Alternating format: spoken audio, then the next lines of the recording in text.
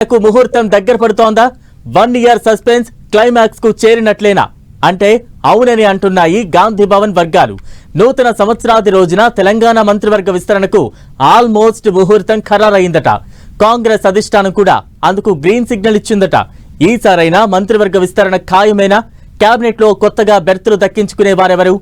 ఎవరి పదవికి ఎసరు రాబోతోంది? ఈ ఉగాదికి తెలంగాణ మంత్రివర్గ విస్తరణ, ఏప్రిల్లో రాహుల్ సభ, అంతకంటే ముందే కేబినెట్ విస్తరణ. ఆ 6 బెర్తులను దక్కించుకునే అదృష్టవంతులెవరు?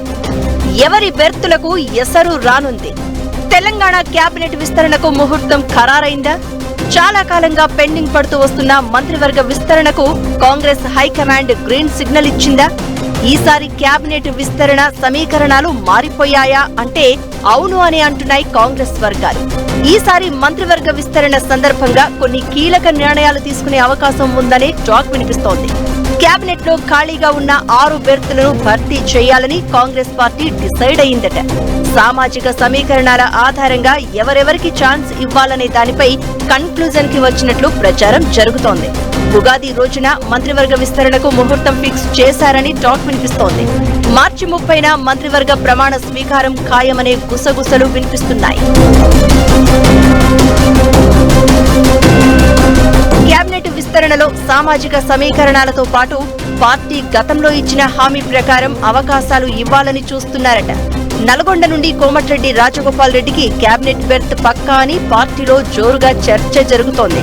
పార్లమెంటు ఎన్నికల సందర్భంగా భువనగిరి ఎంపీ ఎన్నికల బాధ్యతలు ఇచ్చినప్పుడు అధిష్టానం ఆయనకి హామీ ఇచ్చినట్లు గాంధీ భవన్ వర్గాలు చెప్తున్నాయి.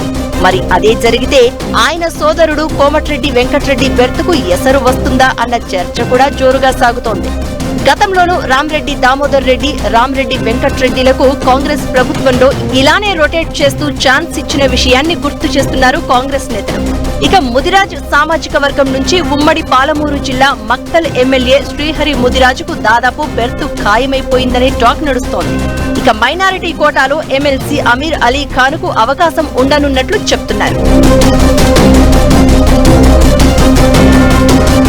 ఇక లేటెస్ట్ గా ఎమ్మెల్సీ ఛాన్స్ దక్కించుకున్న అద్దంకి దయాకర్, విజయశాంతిని కూడా మంత్రివర్గంలోకి తీసుకుంటారని టాక్ నడుస్తోంది. విజయశాంతికి బీసీ మహిళా కోటాలో ఇవ్వాలని ఏఐసీసీ ఆలోచన చేస్తోందట. రాములమ్మకు అవకాశం ఇవ్వాలి అనుకుంటే ప్రస్తుతం మంత్రివర్గంలో ఉన్న మహిళా మంత్రుల్లో ఒకరికి ఉద్వాసన పలుకుతారని అంటున్నారు.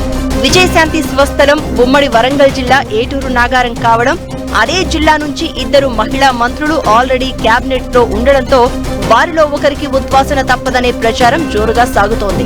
ఇక అద్దంకి దయాకర్ ను కేబినెట్ లోకి తీసుకోవాలి అనేది సీఎం రేవంత్ రెడ్డి ఆలోచనగా ప్రచారం జరుగుతోంది. ఒకవేళ అద్దంకి ఛాన్స్ దక్కితే ఉమ్మడి ఆదిలాబాద్ జిల్లా నుంచి మంత్రి పదవిపై ఆశలు పెట్టుకున్న చెన్నూరు ఎమ్మెల్యే గడ్డం వివేక్ కు నిరాశ తప్పదు. అద్దంకి వివేక్లలో ఒకరికి పక్కాగా కేబినెట్ బెర్త్ దక్కే అవకాశం ఉందట. ఉమ్మడి ఆదిలాబాద్ జిల్లా నుంచి మంత్రి పదవిపై ఆశలు పెట్టుకున్న మంచిర్యాల ఎమ్మెల్యే ప్రేమ్ సాగర్ రావుకు అవకాశం దక్కకపోతే అదే సామాజిక వర్గానికి చెందిన ఉమ్మడి నిజామాబాద్ జిల్లా ఎల్లారెడ్డి ఎమ్మెల్యే మదన్ మోహన్ రావుకు ఇస్తారని అంటున్నారు. మదన్ మోహన్ కాకపోతే ఎమ్మెల్సీ బల్మూరి వెంకట్, మెదక్ కోటాలో మైనంపల్లి రోహిత్ పేర్లు కూడా ప్రచారంలో వినిపిస్తున్నాయి. ఇక బోధన్ ఎమ్మెల్యే సుదర్శన్ రెడ్డి కూడా కేబినెట్ బెర్త్ కోసం ఎదురు చూస్తున్నారు. అయితే కోమటిరెడ్డి బ్రదర్స్ ఇద్దరు కేబినెట్ లో ఉంటే మాత్రం సుదర్శన్ రెడ్డికి ఛాన్స్ లేనట్లే. ఇక గ్రేటర్ హైదరాబాద్ పరిధిలో సీనియర్ నేత మల్రెడ్డి రంగారెడ్డి మంత్రి పదవి కోసం తీవ్ర ప్రయత్నాలు చేస్తున్నారు. పరిగి ఎమ్మెల్యే రామ్మోహన్ రెడ్డి కూడా అమాత్య రేసులో ఉండడంతో ఈ ఇద్దరిలో ఒకరికి ఛాన్స్ పక్కానే. గ్రేటర్ పరిధిలో గెలిచిన ఏకైక ఎమ్మెల్యే మల్రెడ్డి కావడం, ఆయన కాంగ్రెస్ లో ఎప్పటి నుంచో ఉండడం కలిసి రావచ్చు. అన్ని అనుకున్నట్లు కుదిరితే తెలుగు సంవత్సరం ఉగాది రోజున తెలంగాణ మంత్రివర్గ విస్తరణ ఖాయమే.